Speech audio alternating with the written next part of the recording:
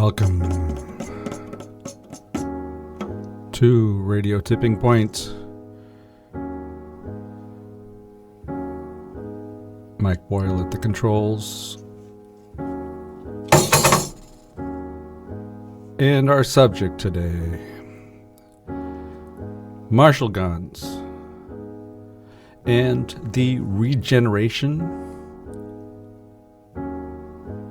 of our community.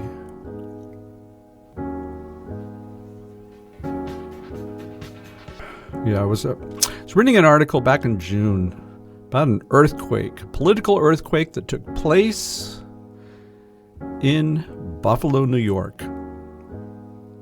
And they went to describe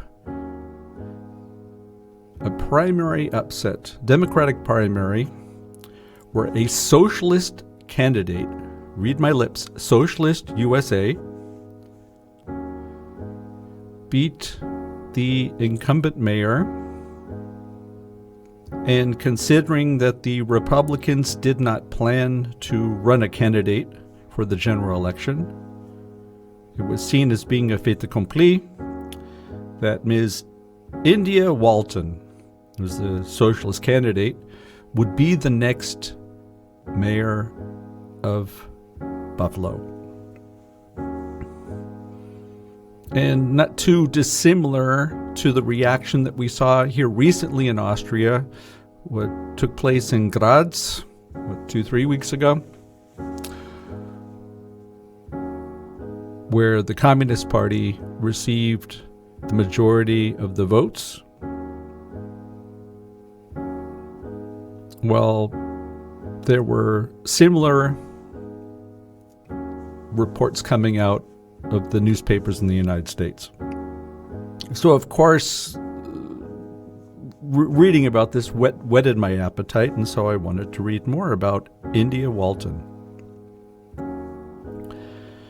And in research for this program today, I found out that the game is not quite over because, this is going to remind you of the 6th of January, it doesn't matter which political party, that the incumbent mayor is looking to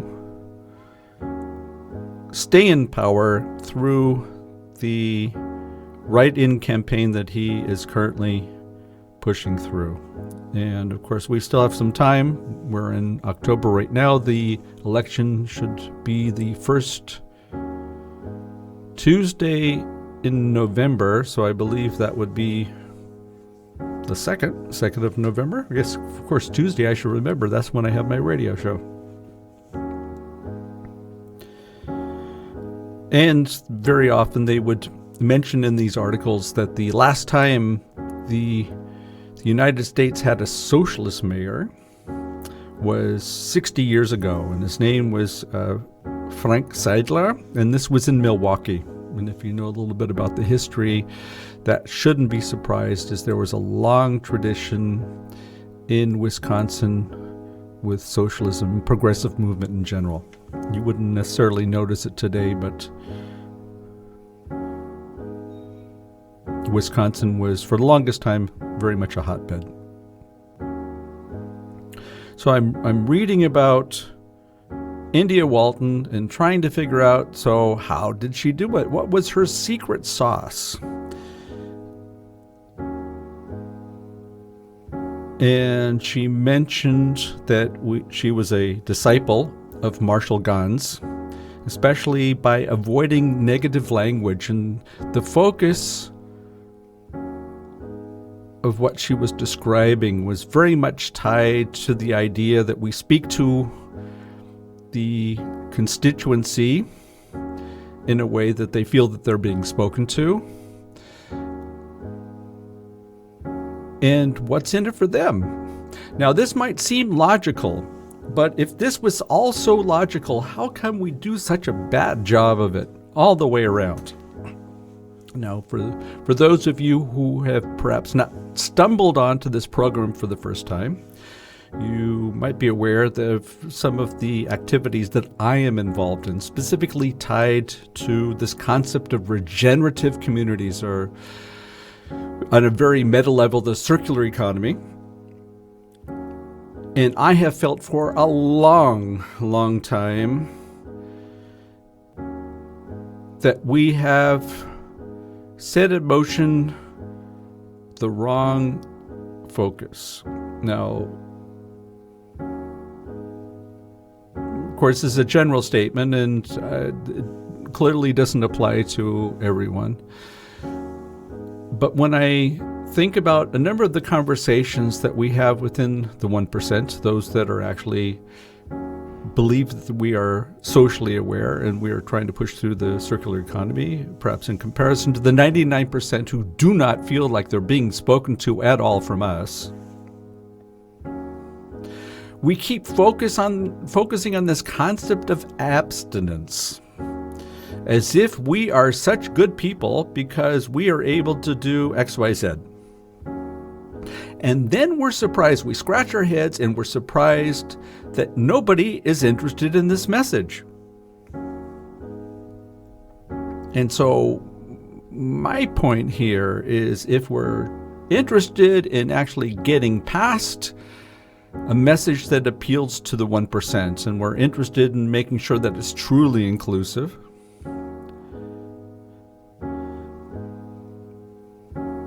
then we clearly need to change the narrative. Furthermore, if we really want to solve these problems, we need to get past this idea that it's always focused on specific individuals and our behavior. Don't get me wrong, I'm not saying that we do not need a behavioral change.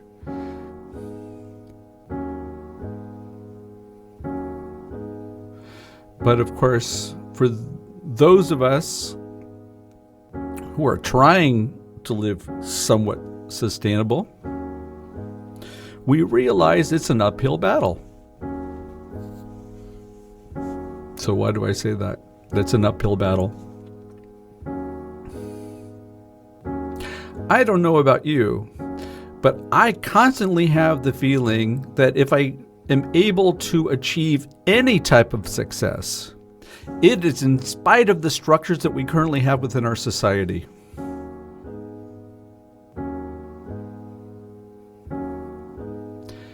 And that indeed is the so-called elephant in the room.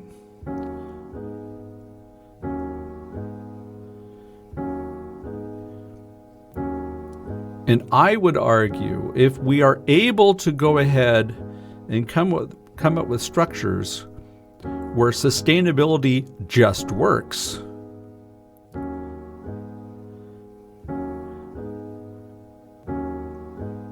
then it wouldn't be such a big deal.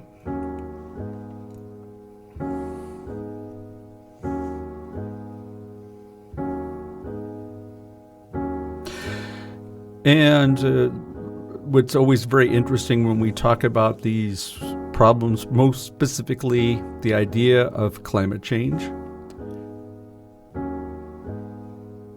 or the climate catastrophe as it's often called. Always great how we're able to bring hopeful messages across, right?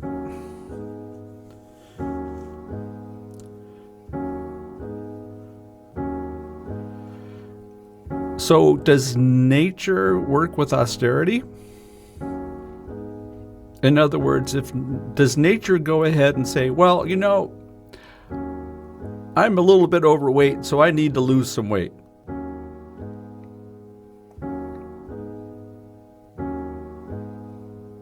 Within nature, we have a natural checks and balances.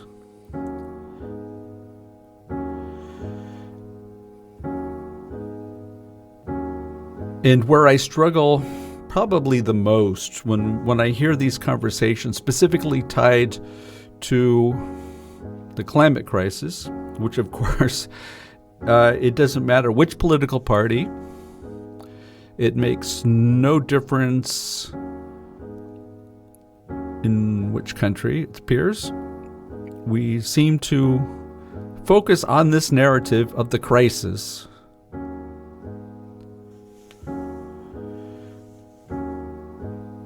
And this illusion, as if we alone can go ahead and solve things.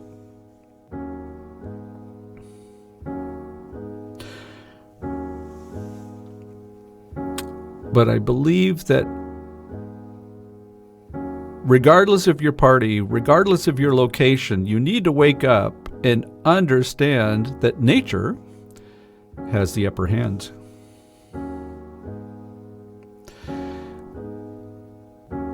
And instead of austerity, which really what we're referring to here is an imbalance, nature has a way of making that correction. And that, dear friends, is what we see going on anno 2021.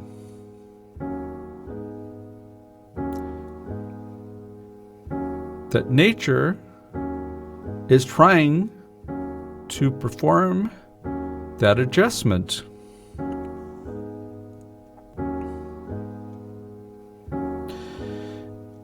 And of course, the issue as such is that our fate is part of that correction. So if we're looking to actually eradicate the impediment, or put it in layman's terms, those things that are causing the problem, well, that's what nature's trying to do. But we shouldn't forget that as it currently stands, that means that we will have to learn to adapt, or our eradication becomes part of that correction.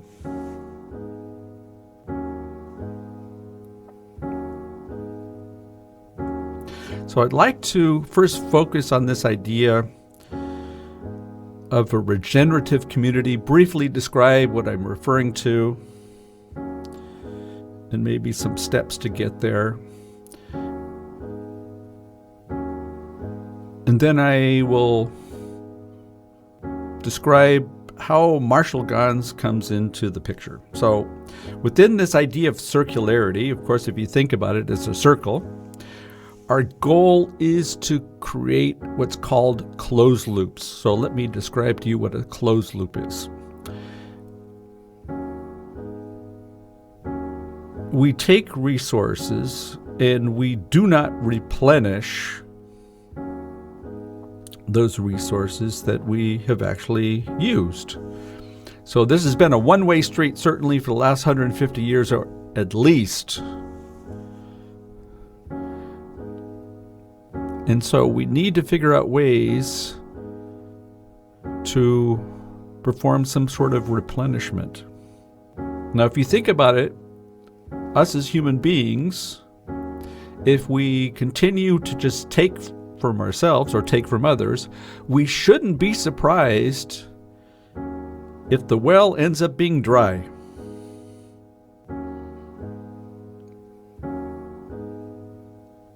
And so why should nature be any different? I mean, basically, we're talking about the same system. And when you really think about this idea of regeneration,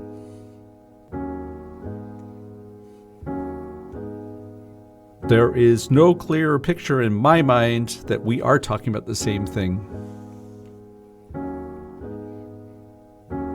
That our rhythm is the same as nature.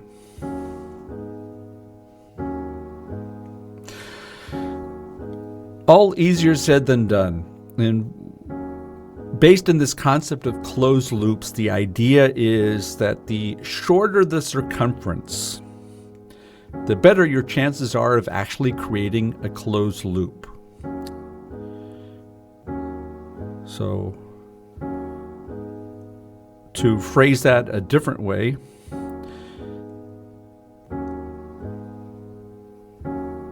if we can keep the area smaller where we are trying to create this environment, our chances become much larger. Within this idea of global supply chains, how are you supposed to create closed loops out of that? Whereas if we're looking at our own community, then certainly the possibility exists, right? We can follow what's going on. We as individuals within this community can relate to what's taking place in front of us. If something needs to be corrected, well, hey, then we just go ahead and do it ourselves.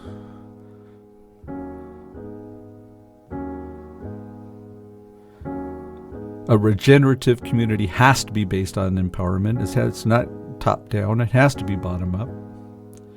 And it has to be meaningful for all of the stakeholders within that community. And that includes all of the citizens.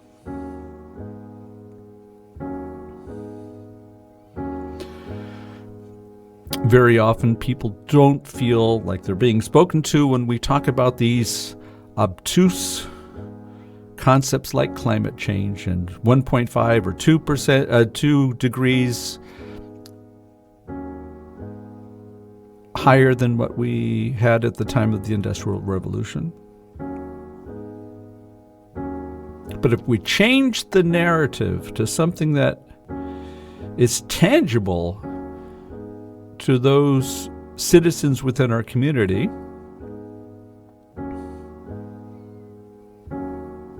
I have full faith that it could be understood.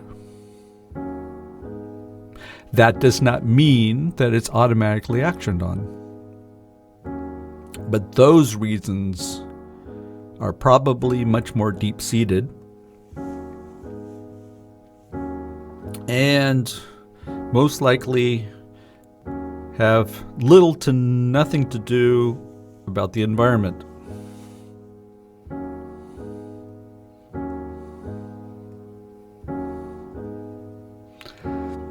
I have a question for you.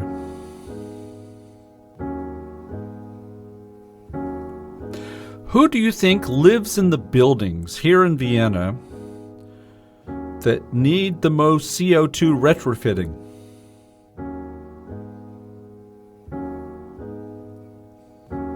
So according to statistics that I was able to dig up from the city of Vienna, 300,000 households in our city rely on gas, primarily gas heating, but obviously gas cooking, etc., etc. 300,000.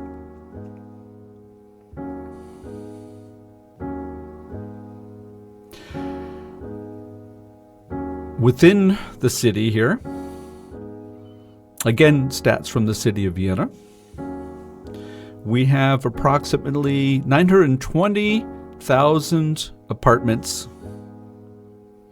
that are currently inhabited. I will not postulate as to how many apartments we have that are not inhabited and are used for other purposes. That would just deflect us from our goal in this program today.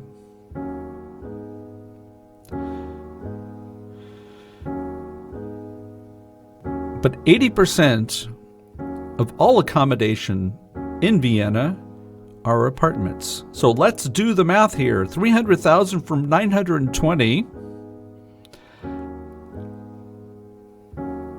means two things for me. We have 80% of our population who have limited say as to the conditions of their accommodation, specifically looking at the subject of CO2.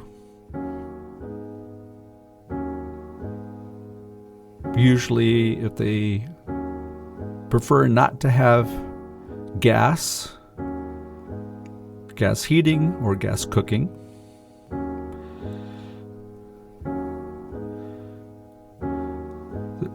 their only real option is to move somewhere else because somebody owns that building and they are responsible. So that should be a big hint of where the pressure needs to be when we're talking about CO2 retrofitting in the city.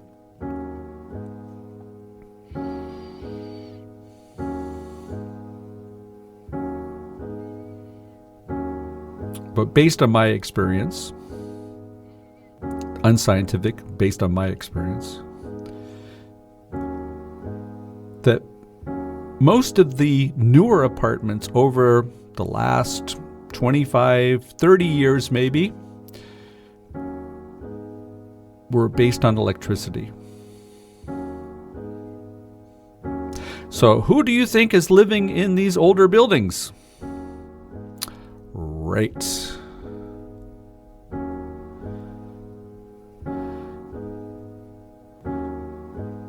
They are the ones that sometimes are happy to come up with any type of accommodation. I remember when I first moved back here to Austria, this was in the late 80s.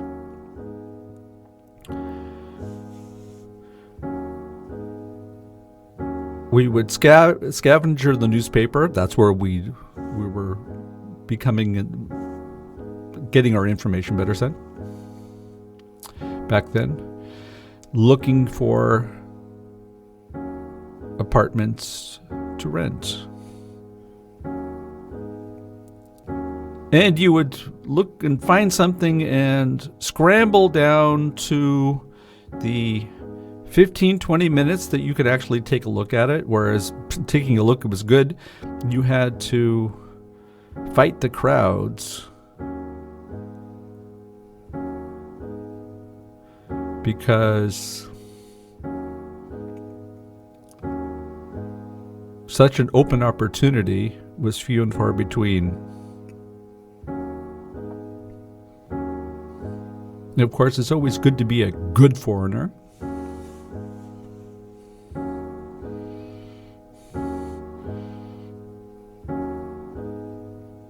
I was clearly in the majority of those that were interested in taking a look at that apartment. But when I say the majority, meaning that I'm referring to migrants.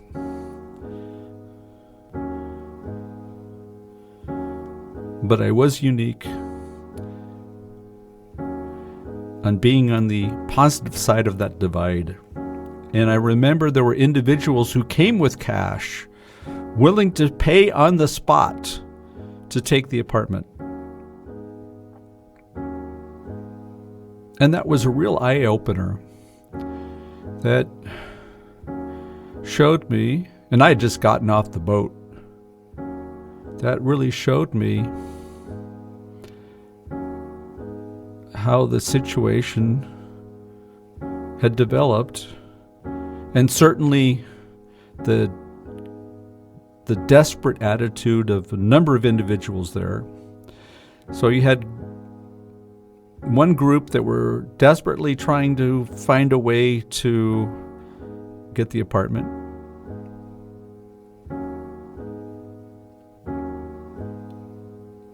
And again, I just got off the boat, so I didn't pick up on these things. And there were others that, we already know who's going to get the apartment. And they were referring to the good Yankee Doodle migrant.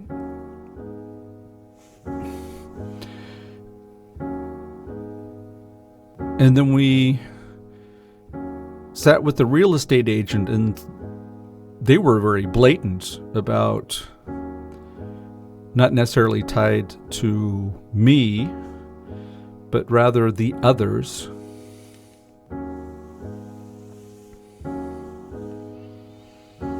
So why do I tell you that story? I'd like you to better understand of those 300,000. And here I'm only referring to the number of apartments. So let's take a guess of how many people are actually living in those 300,000 apartments where retrofitting is required for us to reach our goal of, just to remind you, CO2 net neutral by 2040. We're still waiting for the magic wand. I tell you this story so that you have a better idea of what the condition is of the individuals, and I would argue a number of the individuals who belong to the group who are living in those 300,000 apartments that require the retrofitting.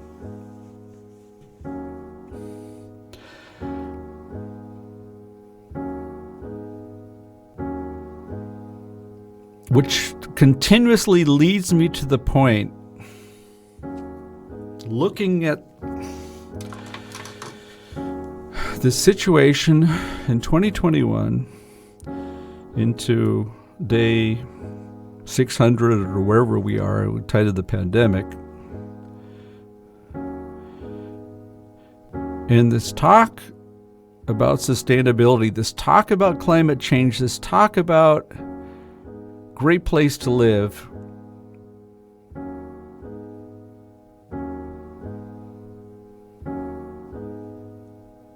and I cannot deny that if we are ever going to get our heads around the problems that need to be solved in the city and beyond, if we are not capable of actually coming up with adequate solutions on the social side,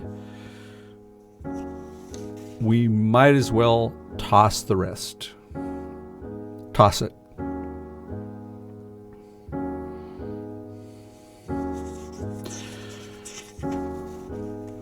So I think this is probably as good of a time as any to move into the concept, or the concepts better said, of Marshall Ganz. Now, Marshall Ganz is a very interesting character.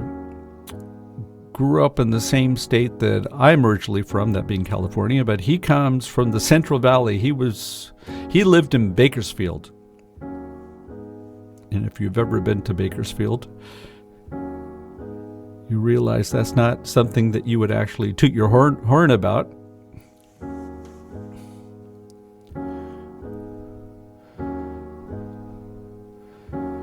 But Marshall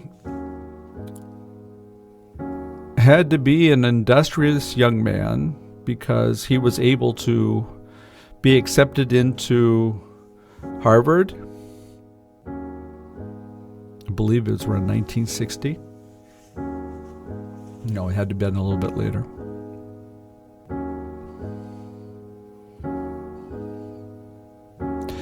And of course, there was, we underestimate the turbulence that was actually taking place in the United States at that time.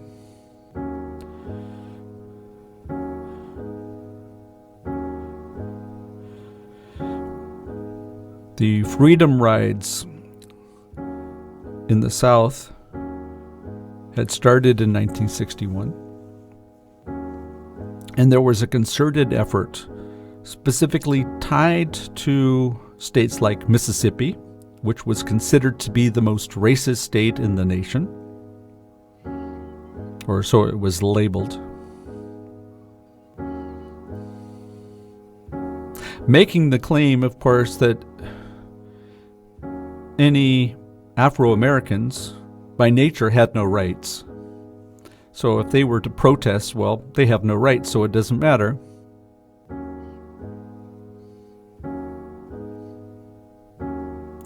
The value of their lives were already negated starting in 1619.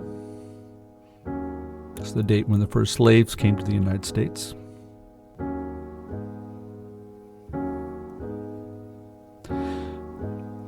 But for affluent whites, the story is, of course, much different. And so some of the leaders of the civil rights movement at the time thought the most expedient way for them to make progress in eradicating the inequality to be found within the South was to change the messenger. And that would mean that they would ask for volunteers coming from the North, those that had the financial wherewithal in case something bad happened, that they can buy their way out. And that was very blatant. That was what they were saying. And so Marshall raised his hand and volunteered to be part of Freedom Summer in 1964.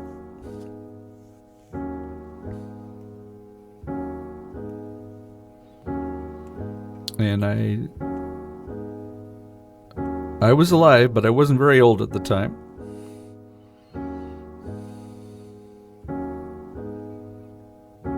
But the impact to be found from these initiatives that took place at the time were truly amazing. So Marshall decided that after experiencing Freedom Summer in Mississippi in 1964, in the way he phrased it, and I'm going by memory, so I can't exactly use his words, but he more or less wrote a letter to Harvard University stating, "How can I go back and study history when I'm busy making it in Mississippi?" Which, of course, is he claims it to be arrogant. I think it's actually quite funny. And obviously there is a fair amount of truth to be found in that statement. But then he moved on and realized that not only was there racism in Mississippi, but it was one of those things that we do not talk about today in California, that California has a long track record tied to racism.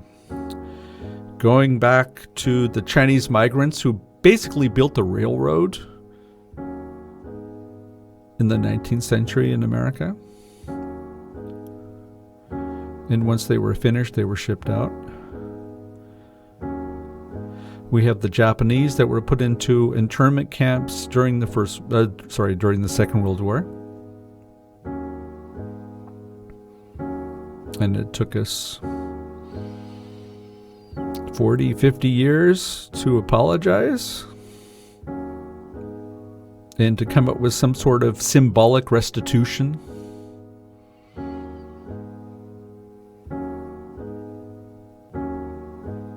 I remember reading about riots that were taking place between Mexican Americans, and Anglos in the streets of Los Angeles, and it sounded a lot like Detroit in 1937, where the whites decided to flatten the area.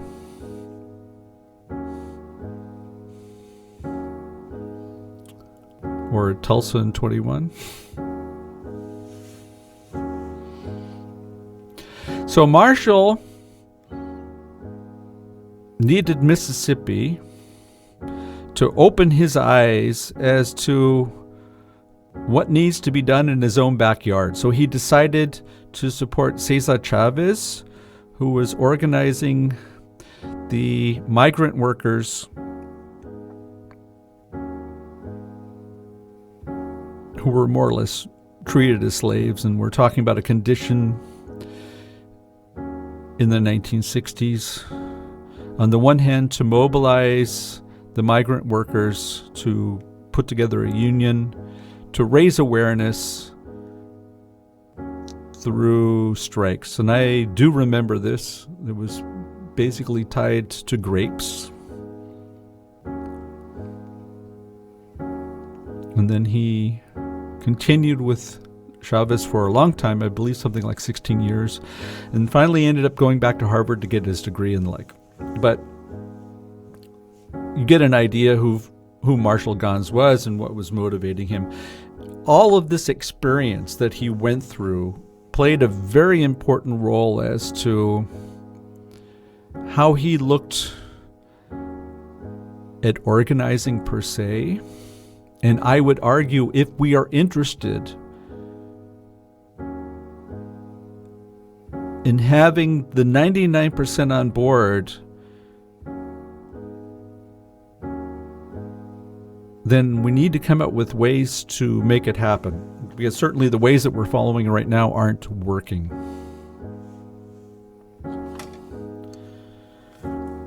So there are a couple different models that Marshall has put together. And when you think about them, you'll think, oh, well, of course, that's the way you do it. Well, if it was so obvious, then I don't know. I would think that we would be doing it by now, but obviously that does not seem to be the case. There's one particular model that I'd like to talk about right now. And he talks about 3 concepts. One is called the story of self.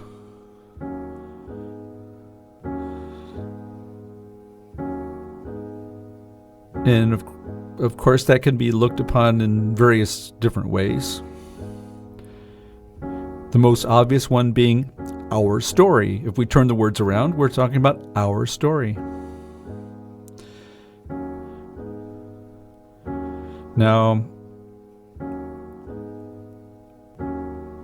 our story is sometimes a little bit more complicated. Meaning there's the story that we like telling about ourselves. There might be some aspects to that story that are a little bit riskier because they divulge our vulnerability.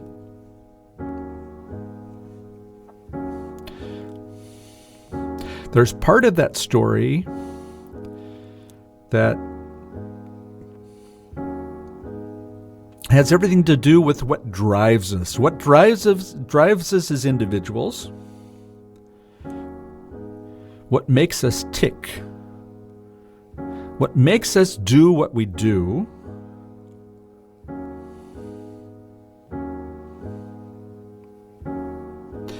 And Marshall Ganz argues, rightfully so,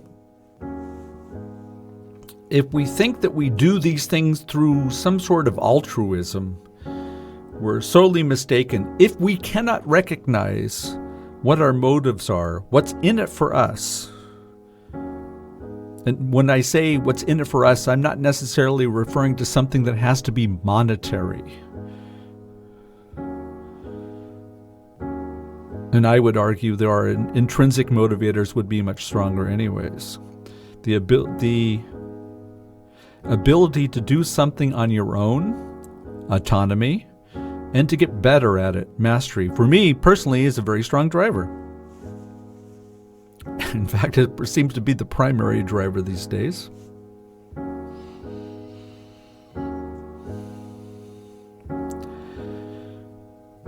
But Marshall Ganz argues that this is part of the narrative that we have to understand. So, what is our story? Why do we have this story? How do we convey our story? And that would be one part of the equation.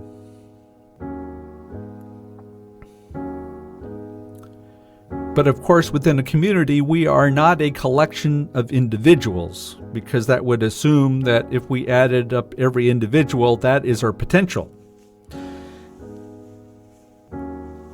Here, I would argue that our potential is much greater. And of course, anybody who's been listening to the show over the last couple of years has already received this message a few times. That only through an inclusive viewpoint, an inclusive approach, an inclusive way of working, are we as a community able to reach our full potential, which would be that social transformation. So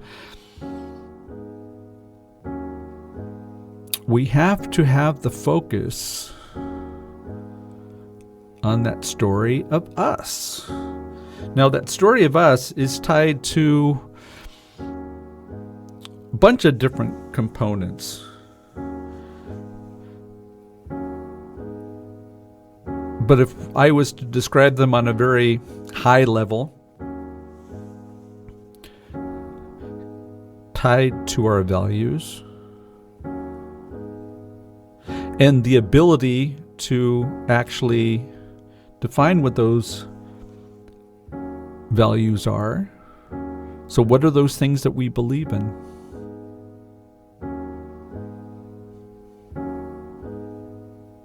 Do they only belong to our group? Do they belong to multiple groups? Do they belong to multiple cultures?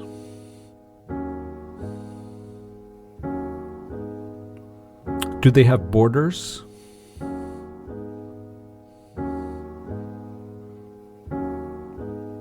Do those values need a visa to enter?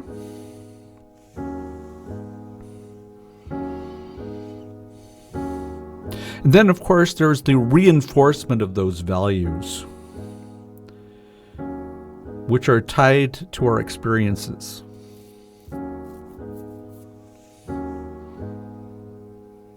There are elements that are truly ingrained, and perhaps because they are so ingrained, we are not even really cognizant of what they are because they just seem so obvious.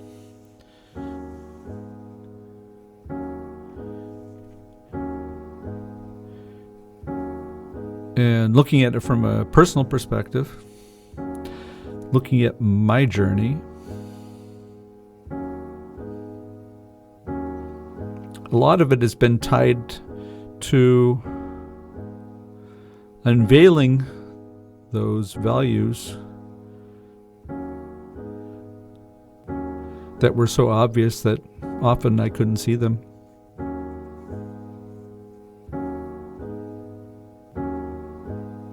Or perhaps negated them because they seemed too simple.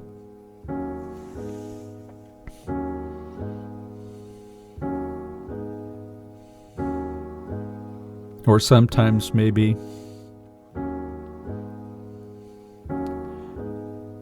it was easier not to go down that road. And as you can imagine, there's an intersection between the story of self and the story of us.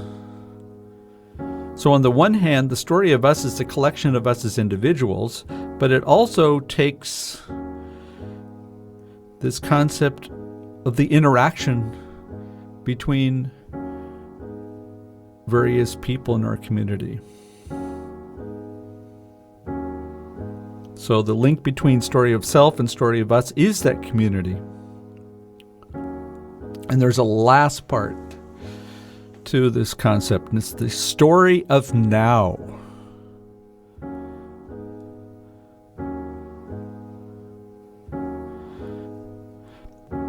And when you hear this phrase, story of now, you should be thinking of some sort of urgency, something that we need to action on right away. And if I try to close one of the loops where I started this conversation, looking at the question of sustainability and the 1% and how come we don't speak to the 99% and the like, I would argue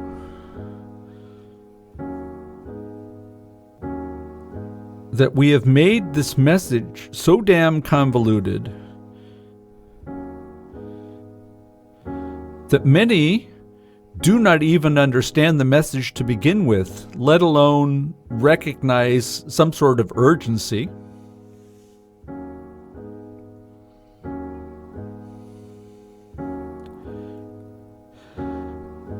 And there is no order to these three components, the story of self, the story of us, or the story of now.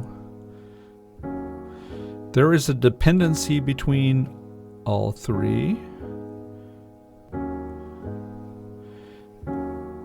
And I would also argue that this is dynamic. Although that being said, I tend to think without us being able to clearly identify the question of self and this idea of empowerment,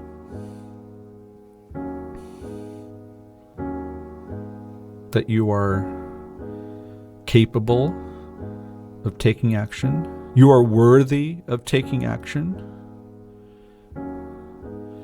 you feel it's worthwhile to take action, and like everything in life, it's a trade-off. You're willing to live with the repercussions due to that decision that you make to take action. I would argue those 4 points are, in a certain form, almost prerequisites to the story of us. Because if you don't know what your values are, how do you know you can share them with others? If you're not willing to be vulnerable and live with the repercussions,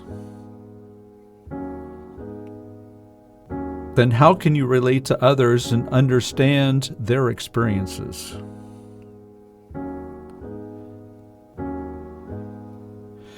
But if we're not able to establish this story of now and the urgency required for us to make progress, then we can pretty much throw the rest overboard. So the connection between the story of self and the story of us is this idea of community.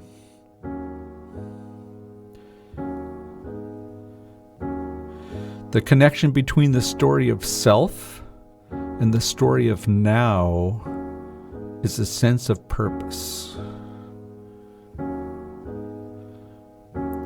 And the story of us, the connection between the story of us and the story of now is tied to urgency.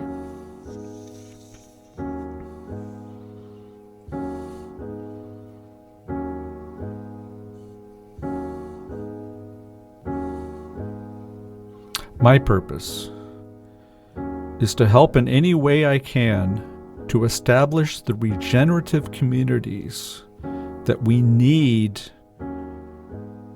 for us to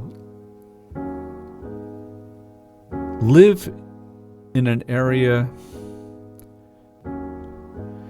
that fits our ideals.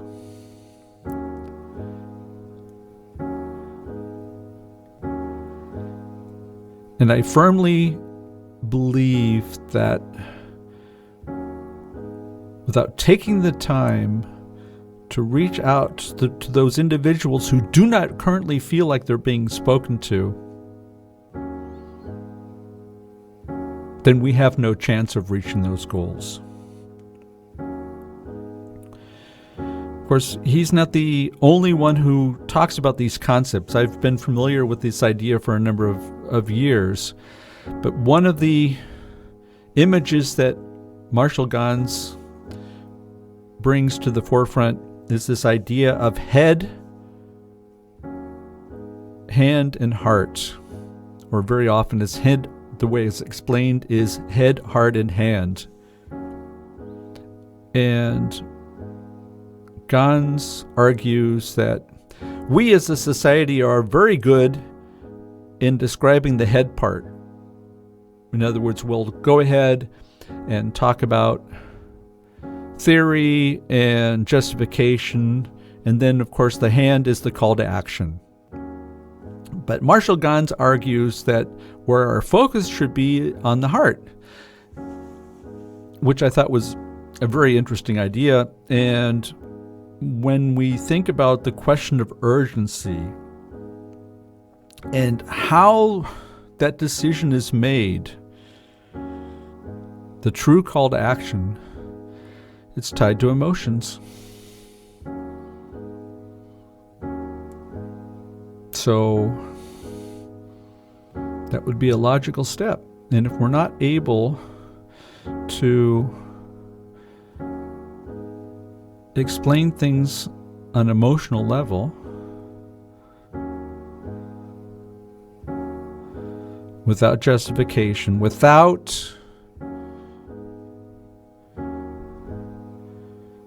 the over-dramatization,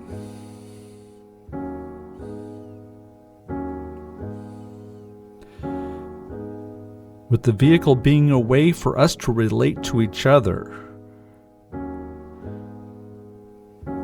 I can't think of a better way for us to capture that feeling of the story of now.